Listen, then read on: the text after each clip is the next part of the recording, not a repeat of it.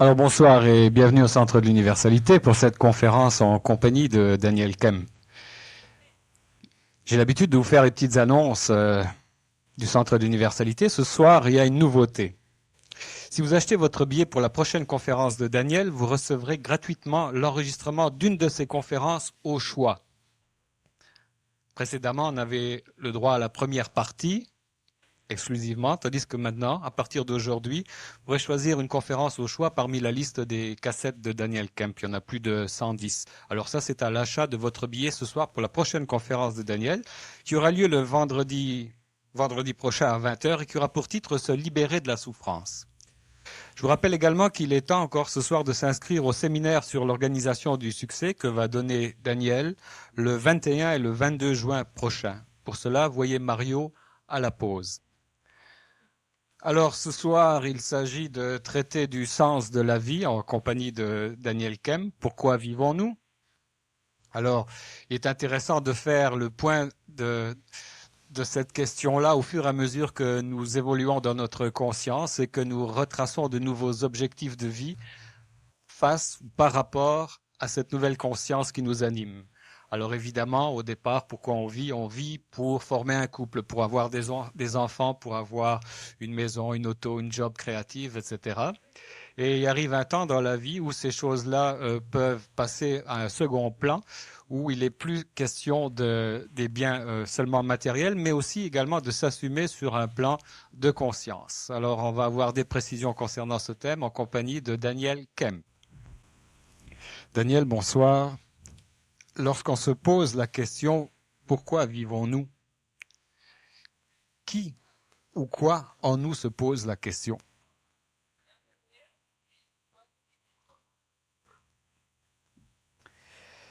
Bon, tu commences sec.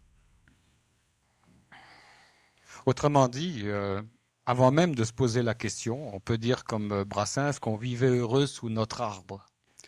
Et lorsqu'on commence à se poser cette question, lorsqu'elle vient à la conscience, évidemment, il semble qu'on ne soit plus autant assuré d'être heureux.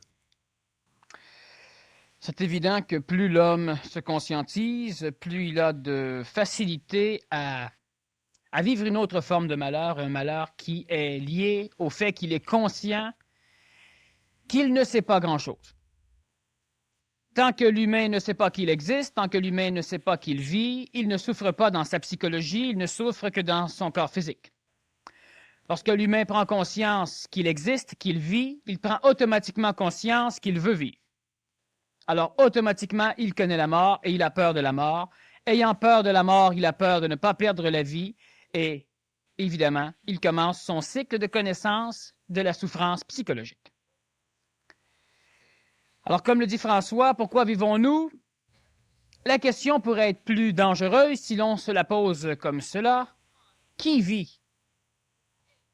Donc qui pose la question, pourquoi vivons-nous? On pourrait faire une autre conférence totalement différente avec le qui vivons-nous, parce qu'effectivement, il y a pourquoi on vit, il y a qui vit.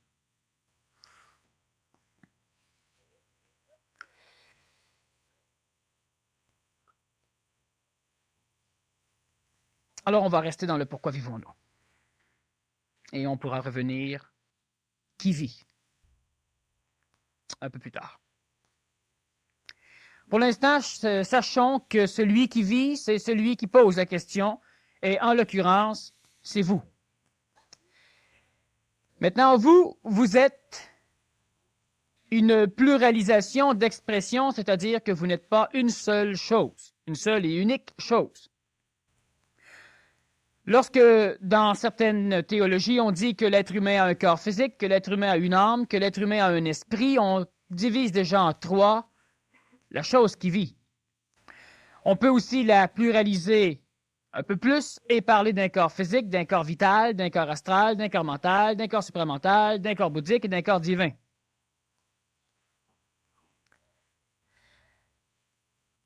Pourquoi l'être humain vit-il?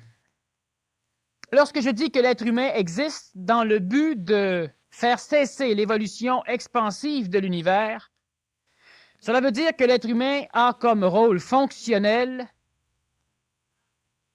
de faire en sorte que l'univers se résorbe. Alors on pourrait dire que l'humain a un rôle, celui de détruire l'univers.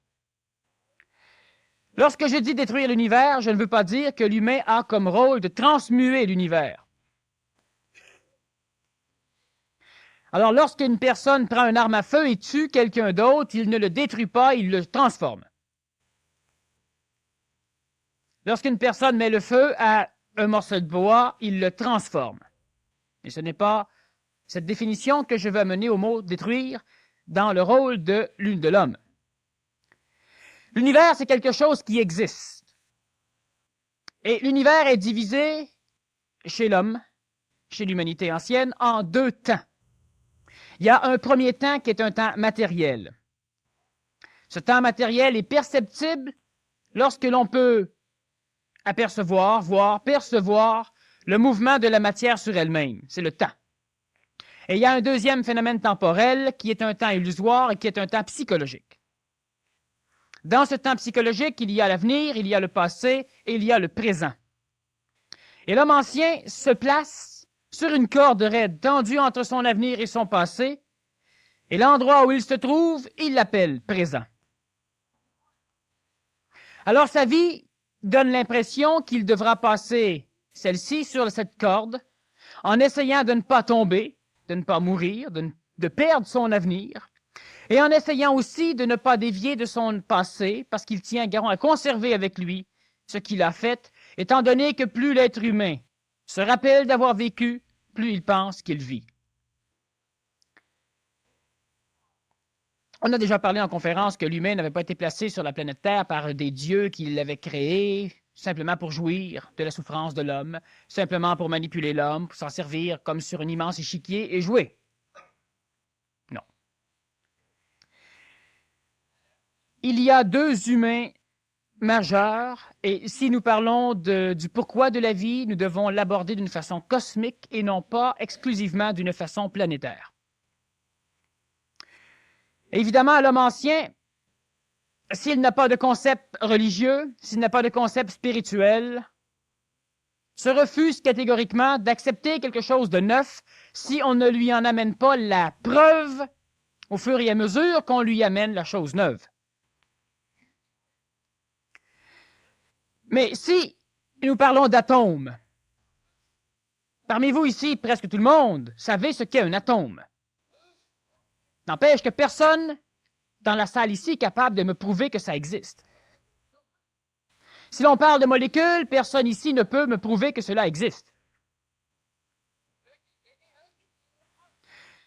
Alors, l'humain se fie à sa science, l'humain se fie à tout ce qu'on appelle scientifique, et si je dis, moi, que l'humain est relié à un plan extraterrestre, à un plan que je nomme l'esprit, qui n'a rien à voir avec l'âme et qui n'a rien à voir avec le ciel, le nuage astral mémoriel qui entoure la planète Terre, on va me dire, oui, mais est-ce que tu peux le prouver? Et si je dis scientifiquement, ça a été prouvé qu'il y a, ah ben là, on peut plus croire. Mais on ne sait pas plus. Ce que j'amène ce soir, ce sont des choses que moi je vis. Alors je n'ai pas à les prouver. Je n'amène pas cela pour prouver quoi que ce soit, j'amène cela pour parler, pour instruire, pour informer. Une chose est certaine, c'est que l'humanité n'est pas le résultat du hasard, étant donné que sur la planète Terre, on peut voir, on peut considérer qu'il y a des lois naturelles, des lois régies par des mécanismes qui échappent à l'humain et qui font en sorte que lorsqu'une graine de blé est plantée dans le sol, ça ne donne pas naissance à un plant de tomates.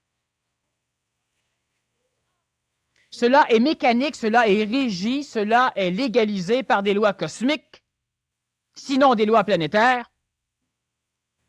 Mais si cela est aussi bien orchestré, on doit automatiquement exclure le fait que le hasard a orchestré ce genre de choses. Tout ce qui est intelligent et qui échappe à la conscience de l'homme, l'homme l'appelle résultat du hasard ou résultat de Dieu. Dans les deux cas, l'homme se crée une raison lui permettant de bien s'asseoir et de ne pas trop réfléchir. Mais il ne sait pas. L'humain ne s'est pas créé pour le plaisir de ses beaux yeux. Il y a une raison d'être de l'humanité dans l'univers. Il y a une raison d'être de chacun d'entre vous dans l'humanité. Et il y a une raison d'être de chacune de vos cellules dans votre corps. Il n'y a pas une cellule de votre corps qui est là pour rien et il n'en manque pas une selon l'état d'expression psychologique que vous émettez. Tout est parfait autant que cela se peut. Qu'est-ce qui crée l'imperfection? C'est le concept de l'homme de ce qui devrait être. Et tout ce qui est, qui n'est pas en résonance avec ce que l'humain pense que cela devrait être, il l'appelle l'imperfection. L'humain est parfait. L'humain est aussi parfait qu'il peut l'être. Les corps physiques sont parfaits et les corps physiques sont un véhicule non pas seulement de soutien d'un mécanisme évolutif à l'échelle planétaire, mais les corps physiques sont aussi une école. Ils sont les classeurs, ils sont la mémorisation de l'expérience de l'humain. Ils sont aussi l'école parce qu'ils limitent les gaffes de l'humanité, parce qu'ils limitent l'humain dans ses désirs. C'est une école, en plus d'être un véhicule. L'humain a souvent pensé que son physique n'était qu'un véhicule, le véhicule de l'âme, le véhicule de l'esprit, le véhicule de Dieu, le véhicule de la vie, le véhicule de blablabla. Le corps physique est plus qu'un véhicule. On doit l'entretenir et on doit s'en servir. Lorsque l'humain ne connaît rien, aujourd'hui c'est extrêmement pénible pour l'homme ancien d'arriver à comprendre qu'il est possible d'apprendre des choses sans les apprendre. C'est pénible pour l'homme ancien. Pourquoi est-ce pénible? Parce qu'il sait trop, parce qu'il a trop appris, il a trop de connaissances. Cela veut dire qu'à l'époque de Toutankhamon, les pharaons de cette époque ne pouvaient pas lire de livres, un peu avant Alexandrie. Ils ne pouvaient pas lire de livres parce qu'il n'y en avait pas, ou presque pas. Alors, d'où vient la connaissance des Égyptiens? D'où est venue la connaissance de l'humanité de l'époque? Savez-vous pourquoi, il y a quelques milliers d'années, lorsqu'un prophète, lorsqu'une personne arrivait et qu'elle exprimait du neuf par sa bouche, on l'appelait prophète, on l'appelait envoyé de Dieu? Pour la simple raison que l'humanité à cette époque ne se fiait pas aux connaissances. Alors, lorsqu'un berger se présentait et qu'il amenait des réponses neuves à des questions vieilles, on ne lui demandait pas ses diplômes, on ne lui demandait pas dans quelle école il avait étudié, on ne lui demandait rien, on lui disait simplement « merci ». Alors qu'aujourd'hui, dans les différentes nations, on a de plus en plus d'humains qui ont la faculté d'amener sur le plan terrestre des connaissances neuves qui n'ont rien à voir avec ce qui a été expérimenté dans l'Antiquité. Et on ne peut pas les écouter, ces humains, parce qu'ils n'ont pas de diplôme de Dieu. Parce qu'ils n'ont pas apparemment l'autorité de la masse, parce que la collectivité ne les reconnaît pas, Dieu ne peut pas les reconnaître. L'homme ancien aujourd'hui s'imagine que si tout le monde accepte d'écouter une personne, cela veut dire qu'automatiquement l'intelligence, l'énergie supramentale ou Dieu l'acceptera. À travers nos enfants, il y en a qui commencent à avoir la faculté de parole, c'est-à-dire de répondre à des questions dont on ignore les réponses. Et ils n'auront pas besoin d'apprendre la réponse pour la dire. Ils l'inventeront, et elle sera juste et exacte. Mais l'homme ancien ne peut pas souffrir ce genre de mécanisme. Et pourtant, ce mécanisme est l'une des fonctions majeures de l'existence de l'humain, le contact avec son esprit. Il y a toute une mécanique évolutive. Une mécanique évolutive. Ce n'est pas le jeu du hasard, l'évolution, cela est régi par une mécanique. Il y a des choses qui sont nécessaires pour que d'autres choses arrivent. Il y a des choses qui, lorsqu'elles sont là, empêchent d'autres choses. C'est mécanique. Lorsque vous n'avez plus d'essence dans votre réservoir d'automobile, si vous vous mettez à genoux et que vous priez votre automobile de bouger, elle ne bougera pas. Sauf si vous avez la malchance d'être dans une pente, et là, l'auto se met à bouger, et là, vous dites, « Je le savais qu'en priant, ça marcherait. » Oui, mais un jour, ça ne marchera plus. Parce qu'un jour, l'auto arrivera en bas de la côte. Et là, ça ne marchera plus. Alors là, l'homme s'arboute après son char, pousse son automobile et continue à prier. Et là, il dit, ça marche. C'est plus tough. C'est sans doute parce qu'il y a plus de mal sur la planète.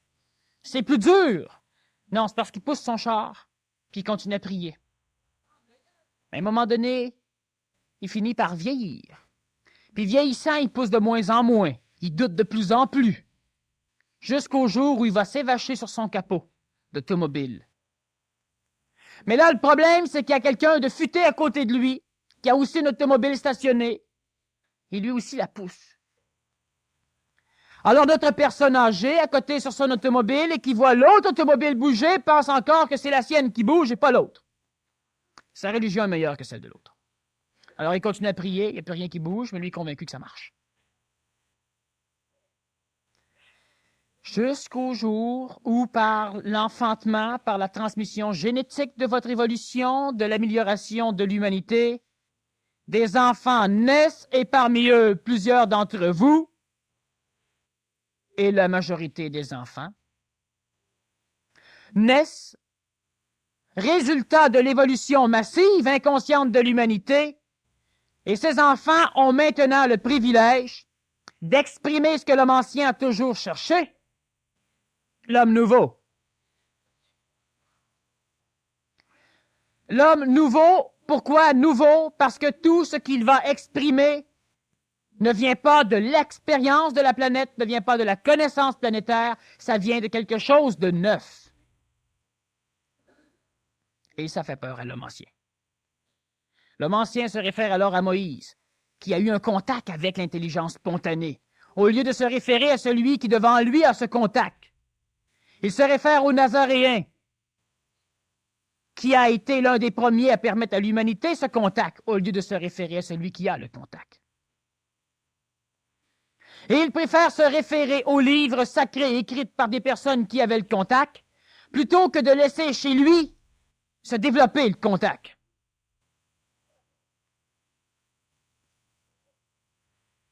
Alors l'humain s'est placé sur le plan planétaire, et il s'est instruit, c'est-à-dire qu'à l'origine,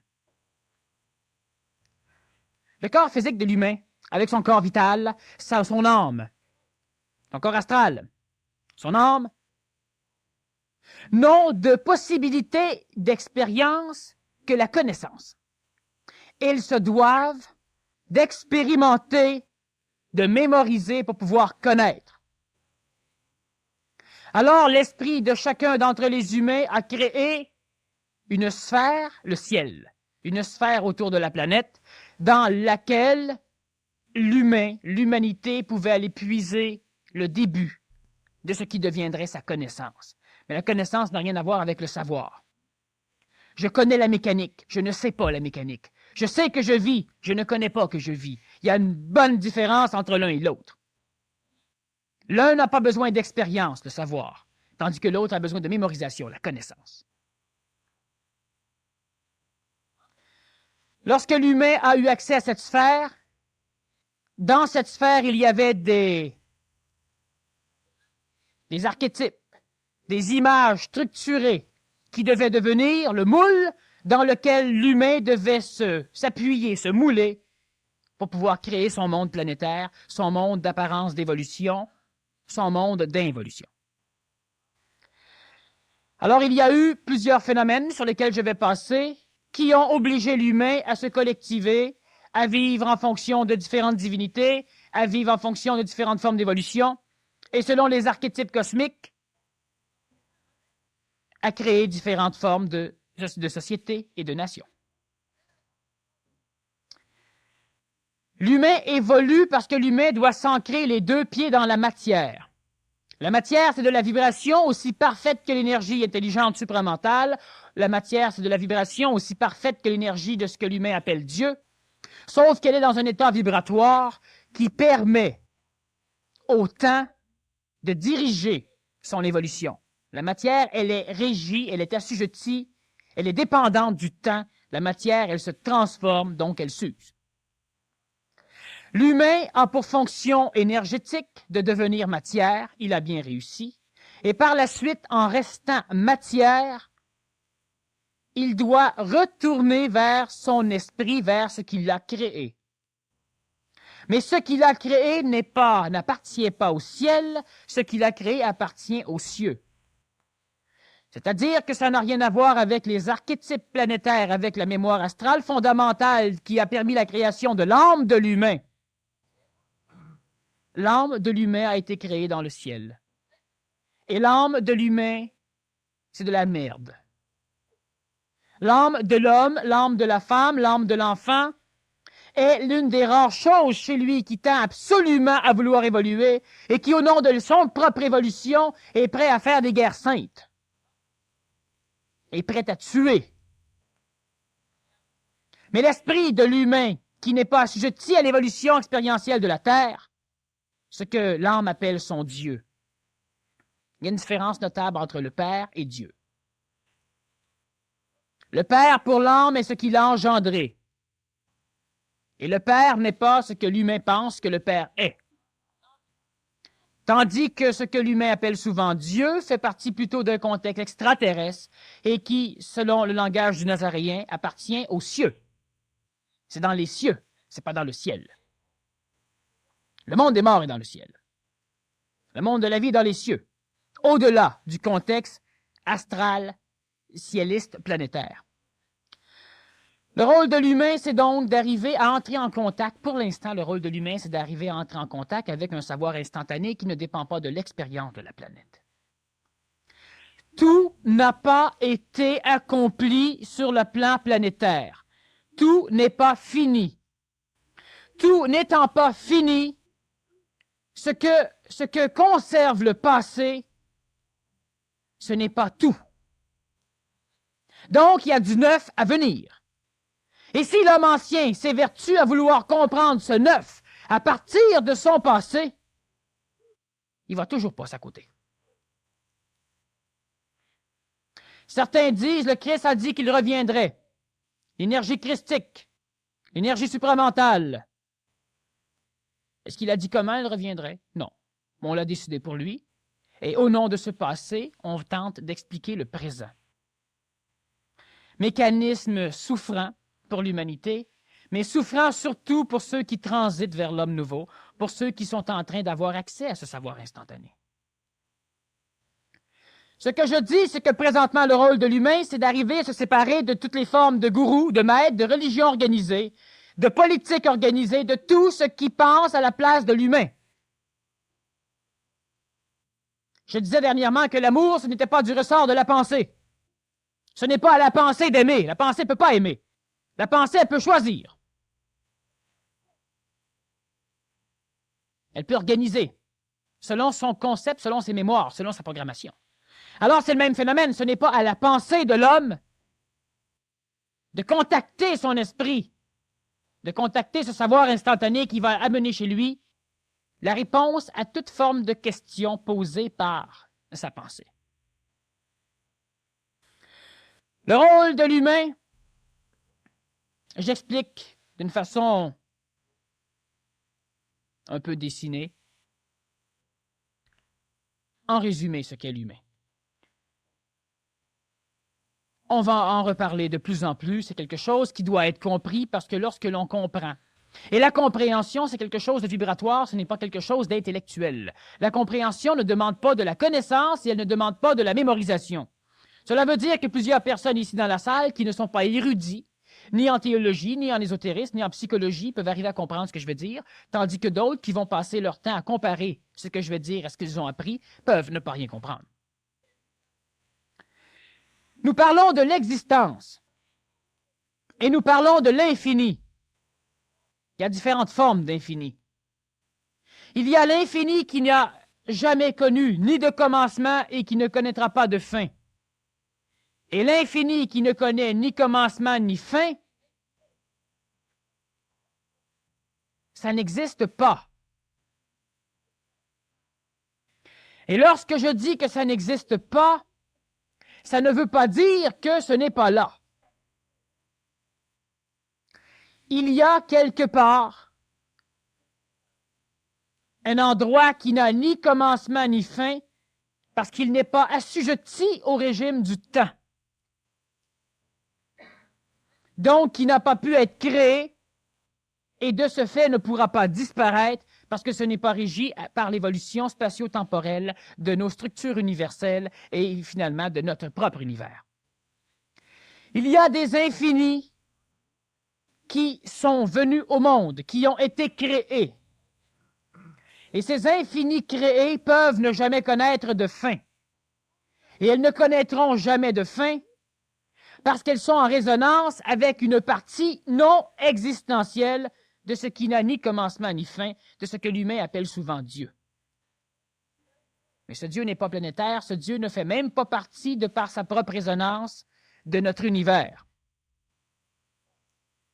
Lorsque l'être humain prie Dieu, il doit prier un palliatif de cette entité inexistentielle parce que sans début, sans fin. Autrement dit, il y a des subalternes de Dieu et qui portent toujours le nom de Dieu selon les échelles où on va vouloir les atteindre. Et il y en a un, à un moment donné, qui peut être célestrisé, qui peut être placé dans le ciel et qui peut servir d'être de communicateur archétypal avec l'humain. Mais lorsque l'humain dépasse ce Dieu, il découvre autre chose, un autre Dieu, drôlement plus vaste. Et le Nazaréen a passé par différentes étapes, et l'humain doit passer par ces mêmes étapes. Alors, d'un Dieu belligérant qui demande vengeance, l'humain passe à un moment donné à la découverte d'un Dieu d'amour. Un Dieu qui dit de s'aimer entre humains. Un Dieu qui est unificateur. Et à un moment donné, l'humain passe à une autre forme de Dieu, un Dieu intelligent. Et ça continue. Mais l'homme ancien, de par sa mémoire, a peur de renier une chose. Un Dieu. Il a peur de renier une marche au nom du fait que la marche lui a permis de monter sur l'autre marche. Mais on ne peut pas embarquer sur un bateau d'un pied et rester de l'autre pied sur la terre ferme. On tombe. Et on n'est ni sur le bateau, ni sur la terre, on est dans l'eau. On reste dans l'air du poisson. Cette humanité, cet univers, l'infini créé peut ne pas connaître de fin. Et ce qui est intéressant dans l'infini temporel, c'est qu'une chose qui a un début et une fin est automatiquement infinie. Alors, si je prends ce verre, il y a une extrémité, une autre extrémité, il y a donc une droite entre les deux. Elle a un commencement et elle a une fin. Mais entre les deux, il y a l'infini. Parce que je peux séparer en deux, et reséparer en deux, et reséparer en deux, et reséparer en deux, éternellement, infiniment. Ça n'a pas de fin. Qu'est-ce que le terme? Qu'est-ce que ça veut dire le fait que dans un pouce, on est l'infini? Que dans une heure, on est l'infini? Que dans un grain de sable, on est l'infini? Cela veut dire qu'il n'y a rien de fini. Que dans la perception limitée de l'humain. Dans ce phénomène inexistentiel où il n'y a ni commencement ni fin, on pourra revenir dans d'autres conférences sur le mécanisme d'apparition de la création. Est apparu quelque chose à un moment donné qui a été du temps et de l'espace, et ça a été la création. Cette création, elle est apparue comme une immense explosion dans son propre continuum chez elle, une explosion à l'intérieur de cette création. Elle s'est auto-créée par explosion, c'est-à-dire par expansion. Alors on n'a rien et on a un univers en expansion qui contient différentes formes d'expression de l'énergie inexistentielle, sans commencement ni fin, projetée dans un continuum existentiel limité par un temps et un espace. Sans temps, il n'y a pas d'espace. C'est-à-dire que sans le temps, il n'y a pas de matière parce que la matière n'a pas le temps d'être. Et sans matière, il n'y a pas de temps parce qu'on découvre le temps par comparaison à la matière. Cette expansion connue de nos astrophysiciens, l'expansion des univers, de notre galaxie, c'est un mécanisme qui, plus on tend à s'éloigner du centre source donc de la création, plus il y aura une densification. je dis ceci, ce n'est pas une chose à comprendre, ce n'est peut-être pas compréhensible pour le moment, c'est qu'il n'y a pas d'endroit spatial où se retrouve le centre de la création. Il n'y a pas de coordonnées au centre de la création, même si celui-ci est présent dans la création. L'univers étant en expansion, les énergies qui partent d'un mécanisme inexistentiel sans commencement ni fin, c'est de là que vous venez. Vous êtes éternel, immortel, omniscient, omniprésent, omnipotent, et on pourrait presque dire omni-inconscient de cela.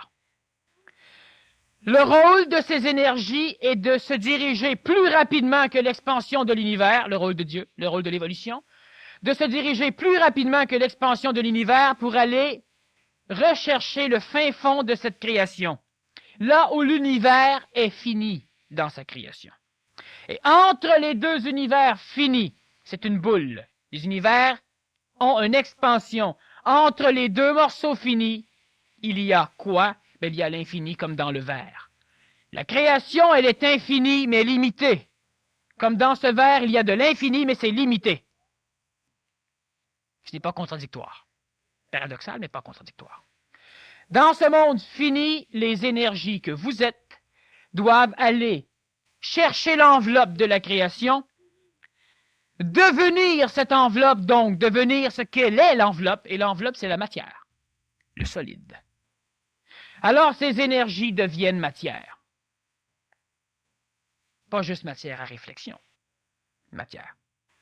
Étant matière, elles doivent maintenant accumuler sur elles-mêmes le reste des énergies de cette divinité inexistentielle pour que celle-ci ne devienne pas matière et que matière.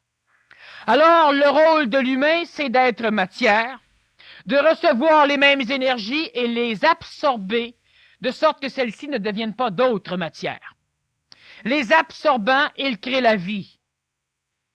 La vie est un degré vibratoire plus haut et qui connaît la matière, mais qui n'est pas matière. Ça, c'est l'évolution. La vie permet la captation d'une autre forme de cette similitude d'énergie, et ça, c'est le plan émotif, c'est l'âme. L'âme, ce n'est pas de la vie. Et l'âme, ce n'est pas de la matière, mais l'âme permet le contact avec l'énergie mentale. Alors, on accumule cette même énergie en l'empêchant de se densifier plus bas et de devenir la création, matière. Alors, l'humain continuant à accumuler ces doses d'énergie sans les laisser évoluer jusqu'à la matière, l'humain devient donc un être évolutif. Pendant que Dieu involue pour créer l'humain, l'humain évolue pour empêcher, pour faire cesser l'involution de Dieu, de lui.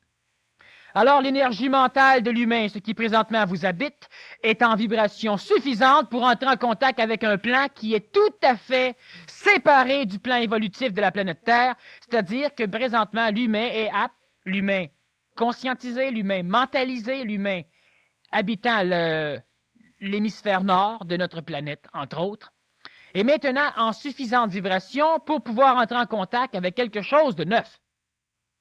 Alors, il y a eu contact, évolution, expérience de ce contact. Et à un moment donné, l'expérience s'achève. Il y a un nouveau contact.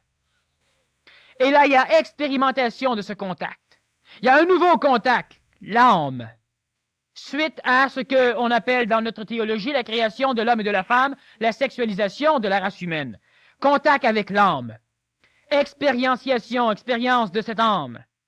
Et lorsque le Nazaréen vient, contact avec l'énergie mentale, début. Alors, expérience de cette énergie mentale. Et maintenant, on en est au contact avec l'énergie supérieure au mental, avec l'énergie supramentale. On en est au contact. Et l'humain retarde le contact parce qu'il veut expérimenter encore plus son plan mental, sa science, son intellect et la logistique de sa religion. Lorsque l'humain entre en contact avec le plan supramental, l'humain est dans une phase de désassujettissement total de l'expérience abrutissante de la matière. Et lorsque l'humain entre en contact avec ce plan supramental, il va poursuivre jusqu'au temps où il sera, disons, la tête plantée dans le centre créatif et les pieds plantés dans ce qu'il y a de plus dense dans la création. Et là, l'humain pourra commencer à ramener la création vers ce qu'il a créé. C'est ce qu'on appelle le retour vers Dieu, ou c'est ce qu'on appelle aussi le retour vers vers la source. Et ça, c'est le rôle de l'humain, cosmiquement. On peut maintenant le réaborder d'une façon individuelle, d'une façon planétaire. Ça, c'est le rôle de l'humain cosmiquement. Alors, je vais laisser François. Bon, je retire de ton exposé qu'il y a donc principalement un problème d'identité ou d'identification.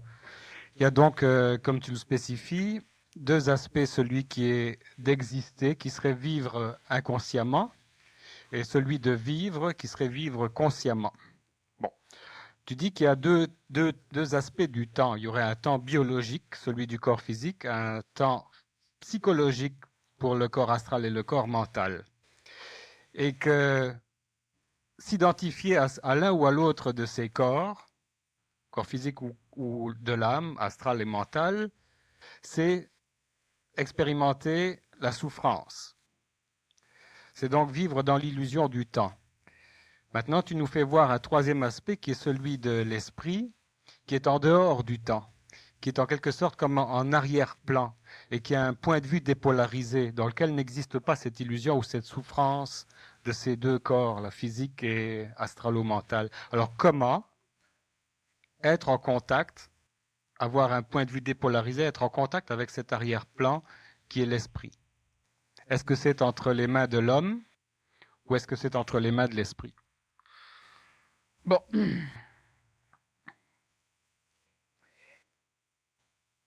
L'expérience, c'est entre les mains de l'homme.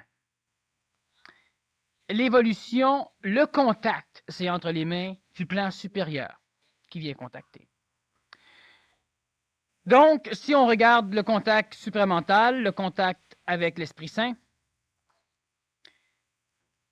l'énergie mentale de l'humain est dans une phase suffisamment logique pour être capable de créer un discernement entre le plan émotif de sa conscience et le plan logique de cette conscience.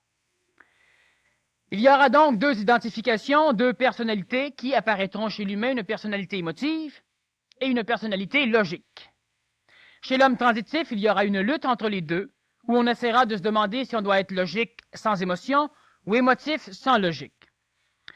L'homme nouveau arrive à conserver son plan émotif, mais celui-ci ne perturbe plus et ne perturbera plus jamais son plan mental, son plan logique. Donc, cela lui permet de rester tout à fait humain, tout à fait terrestrifié, mais en contact avec un plan désassujetti des manipulations émotives. À ce niveau, et jusqu'à ce niveau, ce n'est pas dépendant du vouloir de l'humain, c'est dépendant de l'expérience inconsciente de l'humain. Mais à ce niveau, l'humain peut maintenant commencer à prendre en main, pour la première fois de son existence, l'humain terrestre, pour la première fois de son existence, il peut commencer à prendre en main le contact. Alors, il peut faire un travail, non pas un travail d'énergisation, comme l'était le travail de la prière, mais il pourra commencer à faire un travail d'attraction. Il devra, antiquement on va dire, tu dois aimer ton Dieu, tu dois attirer, aimer, aimanter. L'homme nouveau, l'homme transitif plutôt, peut maintenant, lorsqu'il a une personnalisation mentale adéquate, qui n'inhibe pas, qui n'empêche pas l'expression émotive ajustée, peut commencer à faire un travail d'attraction. Il doit faire un travail d'attraction qui va attirer à lui l'énergie supramentale par le biais de ce que j'appelle l'ajusteur de pensée. Ce terme ajusteur de pensée vient du passé, mais il exprime très bien ce qui se passe lorsque l'être humain mental commence à coordonner le contact avec un plan extraterrestre. Et lorsque je parle de plan extraterrestre, ce plan extraterrestre, cette énergie supramentale, ne vient pas à bord de vaisseaux. Elle ne vient pas à bord de nuages, elle ne vient pas à bord de cigares, de soucoupes. Ça n'a rien à voir avec des êtres extraterrestres. Ce n'est pas personnifié humainement. Et ça ne vient pas non plus parler dans la tête de quelqu'un. ça amène le savoir dans la tête de quelqu'un. Cela veut dire que vous savez une chose, mais on ne vous l'instruit pas. Le savoir supramental, ça ne vient pas vous dire, tu devrais te lever. Non, tu te lèves. Non. Ça fait simplement qu'à un moment donné, tu vois l'intelligence de te lever et tu te lèves. C'est tout à fait différent. Alors, ça ne parle pas dans la tête. Par contre, lorsqu'une personne a un contact suffisamment ajusté avec l'énergie supramentale, il est capable de ne plus penser et d'agir en résonance avec la vie. Et il est capable aussi de ne plus penser, mais de parler. Lorsque l'être humain arrive à cet état de logique mentale, sans inhiber son plan émotif, lorsque l'humain a un cœur intelligent, ou lorsque l'humain a une intelligence aimante, lorsque le mental est capable d'avoir des émotions ajustées, là, il est temps à l'homme de commencer à faire un travail d'attraction de l'énergie supramentale. Ce travail d'attraction est, de par le fait même, un travail d'expérimentation. C'est expérientiel, mais cela peut entraîner le contact. Lorsque l'humain a le contact, il va évidemment lutter entre l'expérience mémorisée du contact et l'expression instantanée du contact. Et là, ça crée un autre problème chez l'humain, c'est qu'il reçoit un message vibratoire, il le transmute en pensée, il se l'enseigne, et après, tout fier, il va le dire. Là, il expérimente d'une façon mémorielle le contact. Tandis que si l'humain n'a plus d'ego, donc plus d'orgueil, lorsque cette vibration d'un savoir est présente chez lui, il l'exprime immédiatement, soit en action, soit en parole, soit en vibration, mais il ne le mémorise pas pour pouvoir en jouir. Donc, il ne l'expérimente plus. Il laissera à la Terre l'expérimenter. Bien, alors si le phénomène d'attraction du contact, là, s'il est relié au bloc émotionnel ajusté, là, comment ajuster le bloc émotionnel? Bon. Jusqu'au plan mental avec une émotion ajustée, jusque-là, ça ne regarde pas la volonté de l'homme. À ta question, la réponse la plus directe serait « ça ne te regarde pas ». Parce que l'humain qui a de l'émotion ne peut pas étouffer l'émotion pour arriver à un contact, ça ne fonctionne pas. L'humain doit expérimenter, c'est-à-dire que vibratoirement en résonance avec la vie, dans l'école que moi j'appelle la vie, il va finir par être parfait. C'est-à-dire qu'il va être perfectionné à un point où, à un moment donné, chez lui, se développera ce noyau de conscience mentale. Et lorsque le noyau de conscience mentale va apparaître, alors automatiquement, il aura une différenciation au niveau émotif. Et là, il pourra, lui, le mental, commencer à ajuster l'émotion par l'intermédiaire de l'intellect, de l'ajusteur psychologique. Donc, tu veux dire qu'au départ, il y a juste à vivre les expériences qui se présentent dans la vie? Exactement. Si tu me demandes pourquoi tu ne vas pas au Bangladesh en parler, parce qu'il n'y a rien à faire, ils ne comprendront rien. Non, il faut qu'ils continuent à faire ce qu'ils font. Ils ont une évolution qui est très, très rapide, qui est très cela, mais ils ont une évolution qui est tout à fait inconsciente et qui le restera. Alors, je n'ai rien à dire au Bangladesh, je n'ai rien à dire en Iran, je n'ai rien à dire un peu partout sur la planète. Je ne peux parler de ceci qu'à des personnes qui sont en marge de pouvoir vivre le discernement entre leur mental logique et efficace et leur plan émotif plaisant mais nuisant. Entre le fait que tu peux boire de l'eau et la trouver chaude et dire, Pierre, tabarnouche. Et là, tu viens de goûter psychologiquement à ton eau. Si tu es capable de dire, bon, de toute façon, j'ai soif, pour l'instant, ce qui est important, c'est que je me déshydrate. Là, il y a le mental qui vient de travailler, qui vient de placer l'émotion nuisible à sa place. Alors, tu n'en souffres pas, il n'y a pas de problème, ton eau est chaude, tu la bois, et mentalement, tu vas t'arranger la prochaine fois pour avoir de l'eau un peu plus froide, histoire que l'ego ne puisse pas se servir de ce mécanisme sensoriel pour y apparaître. Quand la personne découvre cela, parfait, là maintenant on peut se parler, parce qu'à partir de ce moment, elle est dans une phase de personnalisation mentale, donc il y aura une personnalité mentale et une personnalité émotive. Il n'y aura pas qu'une personnalité émotive assujettissant, contrôlant et manipulant le phénomène logique. Alors toi, tu as peur, tu as un phénomène mental suffisamment logique, mais il est assujetti à ta peur, alors tu vas t'acheter un revolver. Et là, il y a du bruit chez vous, tu sors ton revolver et tu tires à travers la fenêtre, tu descends le voisin qui faisait du jogging. Bon. Alors pourquoi? C'est que tu as un mécanisme intelligent assujetti à ton plan émotif. Lorsque tu deviens un être transitif suffisamment avancé, tu achètes peut-être un revolver parce que tu connais le contexte, bon, peut-être. Tu as peur. Et lorsque tu entends du bruit, tu prends peut-être ton revolver, tu ouvres les rideaux, tu fais attention, donc à tout, même si tu n'as pas appris, militairement parlant, à ne pas te faire descendre, il se trouve que tu es capable d'être aussi efficace qu'un militaire, parce que fonctionnant logiquement, tu verras tous les dangers sans peur et tu sauras les éviter. Et si là, il y a un danger, tu interviendras. Là, il y a personnalisation mentale, personnalisation émotive. Il y a déjà personnalisation émotive, mais il y a aussi identification émotive, et c'est ça le problème. Il faut cesser de s'identifier dans la personnalité émotive. L'identité, il faut qu'elle parte. Il doit rester la personnalité émotive. La personnalité mentale n'est pas l'identité. Alors, lorsque l'humain a une personnalisation mentale et une personnalisation émotive astrale, lorsque l'humain est capable de discerner, est-ce que ça veut dire qu'il contrôle tout? Est-ce que ça veut dire que tout le temps? Non. Quand on transite, on transite. Quand on est en train de transiter entre deux aéroports, on n'est pas rendu.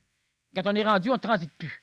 Alors, l'homme, la femme et l'enfant transitif peuvent percevoir le mécanisme mentalo-psychologique, mentalo-astral, mais ne pas être capable de le régir tout à fait. C'est pas grave, ça. On commence par comprendre, et puis après ça, ça s'applique. Alors, à un moment donné, de plus en plus cela va aller, plus le mental aura la faculté de régir le plan émotif. Alors, lorsque tu dois aimer, tu aimes. Lorsque ça te fait mal, tu n'aimes plus. Lorsque tu dois haïr, tu n'haïs pas parce que ça n'a aucun sens, ça te fait mal. Lorsque tu contemples des choses, tu les contemples, tu entres en résonance vibratoire avec, tu les vibres, tu deviens ces choses, tu te fusionnes à eux, tu restes tout à fait efficace. Et lorsque tu dois être anémotif, sans émotion, parce que là, il y a un mécanisme pratique, logique, d'efficacité totale à exprimer, alors il n'y a aucun problème.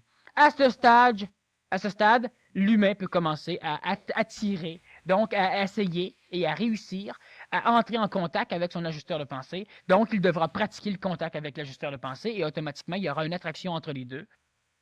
L'ajusteur de pensée peut descendre au niveau terrestre jusqu'à un point d'attraction ou de répulsion terrestre qui fait qu'il ne peut pas venir se connecter à l'homme. Si l'humain dans son mental commence à attirer, il donnera juste le peu d'énergie qui manque pour que l'attraction entre les deux plans évolutifs puisse combattre la répulsion du plan évolutif terrestre. Donc, on passe, en tout cas, la période de transition dure aussi. Juste 2 secondes, okay. Je vais juste peut-être baisser un peu ce que je viens de dire, peut-être pour comprendre quelque chose. Prenons juste l'exemple que Dieu veut communiquer avec l'humain, et ce Dieu descendant vers l'homme ne peut pas le toucher parce qu'il est repoussé par la peur de l'humanité, de ce contact avec Dieu. Lorsque l'humain commence à attirer un peu plus ce Dieu, la peur n'est plus assez puissante et là, ce Dieu, donc cette énergie supramentale, vient le toucher. Et qu'est-ce qui répulse? C'est la peur de l'humanité de connaître ou de savoir. Bon. À la place de Dieu, est-ce qu'on pourrait dire une intelligence universelle ou quelque chose de ce genre-là? Un autre terme, parce que Dieu, non, regarde, ça veut tout dire et ça veut rien dire. Ouais, je vais te corriger. C'est qu'à la place d'intelligence universelle ou d'intelligence supramentale, on peut dire Dieu. Oui, mais ça prend une coloration religieuse et chacun a une interprétation différente du mot. Oui, mais comme je dis, c'est qu'à la place d'intelligence supérieure, etc., là, pour que, selon les archétypes de la majorité, on puisse comprendre un peu le principe. Alors toi, si tu veux me dire, est-ce que Dieu, c'est pas dangereux? Oui, c'est dangereux. Mais est-ce qu'on peut, à la place de Dieu, dire telle autre chose? Non, parce que Dieu, c'est secondaire. Donc, à la place de ça qui est primaire, on peut dire Dieu. C'est pourquoi je suis donc d'accord avec toi. C'est pas important, ça dépend où on se situe. Maintenant, est-ce que la période de transition dure donc tant qu'on n'est pas tanné de souffrir? Avant le contact avec l'ajusteur de pensée, on passe par l'expérience, on souffre. Tant qu'on n'est pas tanné de souffrir, on va continuer à expérimenter, donc, et on va être dans cette période transitive. Bon, la souffrance, c'est le sujet de la semaine prochaine. Alors, ce qui fait qu'on peut l'aborder un peu, juste un petit peu comme ça, mais il y a des mécanismes qui permettent à l'humain, même s'il n'est pas tout à fait parfait, donc perfectionné encore, d'arriver à se dégager, mais cette ou du moins attendre à se dégager de la souffrance. C'est toujours la signature du mensonge, souffrir évidemment. Du mal. L'incompréhension, l'inconscience ou la connaissance. C'est la pensée. D'ailleurs, c'est là qu'est la souffrance. Mais ce qui peut arriver, c'est que au fur et à mesure que l'humain va ascender, donc va évoluer, va vivre cette ascension énergétique, parce qu'évidemment, il n'y a pas d'ascension au niveau hiérarchique, il y a une ascension au niveau énergétique, vers cet ajusteur de pensée, vers ce contact extraterrestre, au fur et à mesure que l'humain va vivre cette ascension, il vivra chez lui une souffrance, parce que la souffrance, c'est le refus de la mémoire de se transformer. Plus l'humain est obligé, plus il est attiré vers l'intelligence, plus ce qui est mémoriel, plus la connaissance, plus l'identification qu'il a de lui, tend à ne pas vouloir monter. Alors évidemment, il y a des déchirures, il y a des formes qui se brisent, et tant qu'il y aura de la résistance, il y aura de la souffrance. Quand ça va se terminer, lorsque cette souffrance, elle est psychologique, l'être humain souffre, l'être humain espère, l'être humain croit, l'être humain est pris, l'être humain maudit, l'être humain haï. Et à un moment donné, à force de souffrir, l'humain finit par augmenter quand même son taux vibratoire jusqu'au point, parce que la souffrance, ce n'est pas émotif. La souffrance, elle est générée par le plan émotif, mais la souffrance, elle n'est pas... La souffrance, elle fait partie de l'enveloppe de l'âme. La souffrance, elle fait partie de l'enveloppe de l'émotion. La souffrance, elle n'est pas intégrale à l'émotion. Ça doit être comme une friction ou un frottement. Oui, mais ça crée une vibration qui est astralo-mentale et qui peut jouer autant dans le plan astral que dans le plan mental. Alors, il y a une partie du plan mental qui est trop vibratoire où il n'y a plus de souffrance. Mais il y a une partie du plan astral qui est insuffisamment vibratoire où il n'y a pas de souffrance non plus. Alors, celui qui est bas en vibration au niveau de son âme, de sa psychologie, ne souffre pas. Mais lorsque tu commences à te conscientiser, lorsque tu commences à vouloir parler de paix, ta vibration monte. Et il vient un moment donné que la vibration est suffisamment haute pour que tu conscientises cette énergie de souffrance qui a toujours été présente chez l'humain, mais qui n'a pas toujours été conscientisée par l'humain. Alors là, tu découvres la souffrance, qu'on parle de souffrance émotive, souffrance spirituelle, mais ce n'est pas, c'est une friction, mais qui est extérieure au plan même de l'habitacle de l'émotion. Alors l'humain souffre et il continue quand même son augmentation vibratoire. Alors à un moment donné, il devient plus mental. Et cette souffrance maintenant perceptible par le mental, elle devient donc une souffrance mentale. Et là, lorsqu'on commence à vivre la souffrance mentale, cela veut dire qu'on se rapproche du phénomène d'être écœuré, d'être écœuré, d'être écœuré. Lorsqu'on est écœuré d'être écœuré, parce qu'on peut être écœuré, mais lorsqu'on est écœuré d'être écœuré, puis lorsqu'on est écœuré d'être écœuré d'être écœuré, là, ça veut dire qu'on finit par se dire « c'est absurde ». Ça, c'est un raisonnement mental. Tu dis plus « je veux pas, je tanné, non, c'est absurde, tu n'en vois pas la logique. Lorsque tu souffres parce que tu ne vois pas la logique, le rôle de ta souffrance, c'est une souffrance mentale. Et là, tu t'approches de la destruction de ce contact de souffrance. Et à un moment donné, l'humain finit par se désassujettir de la souffrance, mais ça, c'est le sujet sur lequel on va revenir la semaine prochaine. Bon, si l'intelligence universelle peut être l'équivalent de Dieu, est-ce que l'ange gardien, c'est l'équivalent de l'ajusteur de pensée? Bon, l'ange gardien peut être comme Dieu l'équivalent de tout ce qu'on veut. Et c'est d'ailleurs le problème du mot Dieu. L'ange gardien, bon, alors je ne sais pas si tu es au courant, mais il y a une conférence au mois de juin qui s'intitule « Avez-vous un ange gardien ?» Bon, alors on va parler de l'ange gardien d'une façon suffisamment ample pour pouvoir y revenir. L'ange gardien peut être l'ajusteur de pensée, mais l'ange gardien peut être l'ajusteur psychologique. L'ange gardien peut être aussi une partie des phénomènes. En tout cas, on peut en parler toute une soirée de temps, alors c'est pour ça que j'aimerais mieux ne pas rentrer dedans, repousser cela et continuer encore sur le pourquoi on vit. Oui, mais c'est important pour nous autres de savoir Picasse, hein? Si c'est important, on va ouais. le savoir. Si c'est important, on fait une conférence sur ce sujet-là. Ben oui, parce que, écoute donc, tout le monde veut savoir si un jour il y a un ajusteur de pensée. Est-ce que tout le monde a un ajusteur de pensée, d'abord? Bon, d'abord, on en a parlé lors de la conférence l'ajusteur de pensée. Il y a différents ajusteurs collectifs et chaque être humain qui a un plan résonant mental peut entrer en contact avec l'ajusteur de pensée d'une façon consciente, tandis que l'humanité qui n'a pas de plan résonant mental suffisamment avancé va être assujettie à différentes formes très involuées d'ajusteurs de pensée. Donc, ce ne sont plus des ajusteurs de pensée. Cela fait partie de toute la hiérarchie des anges gardiens qui ne sont pas nécessairement en résonance vibratoire avec ce que nous, on peut appeler ici ajusteurs de pensée. Et c'est quoi un ange gardien ou un ajusteur de pensée? D'où ça vient, d'où ça sort, c'est quoi son rôle? Est-ce que tu étais là quand on a fait la conférence des ajusteurs de pensée? Certainement pas, ça doit pas. Sans doute un vendredi où c'est Guy qui m'a interviewé. Alors, il faudrait que tu écoutes la cassette. Bon.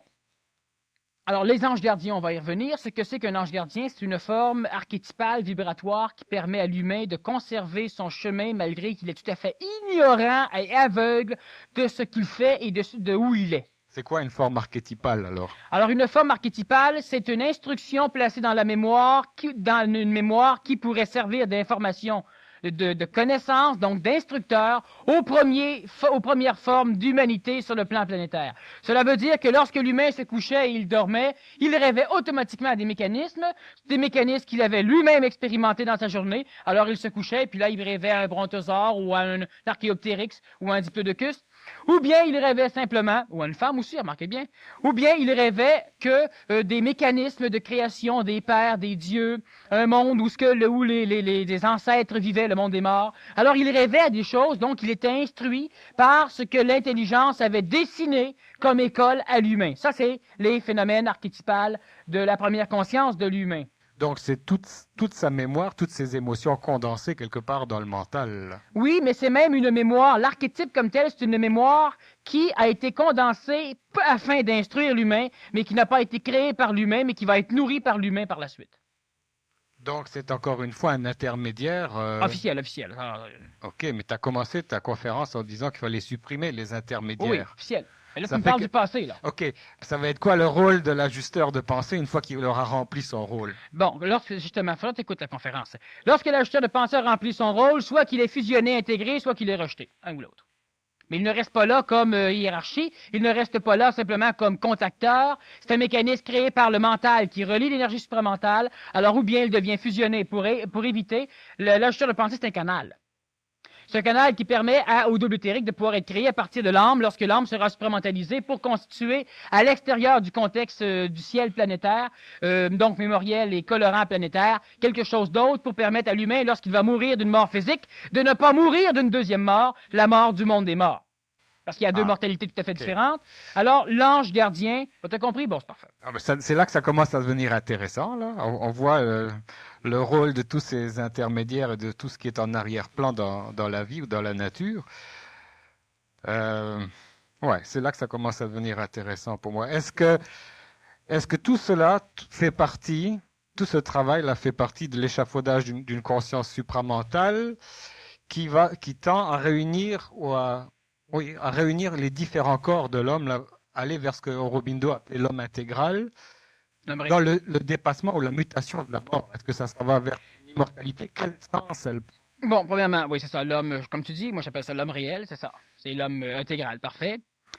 Lorsque le corps physique de l'humain meurt, son âme, qui est entourée de l'énergie périspérique, donc d'énergie vitale, qui conserve la mémoire, parce que l'âme, elle est de type vibratoire astral, sauf que l'enveloppe de l'âme, il est de type vibratoire éthérique, donc vital.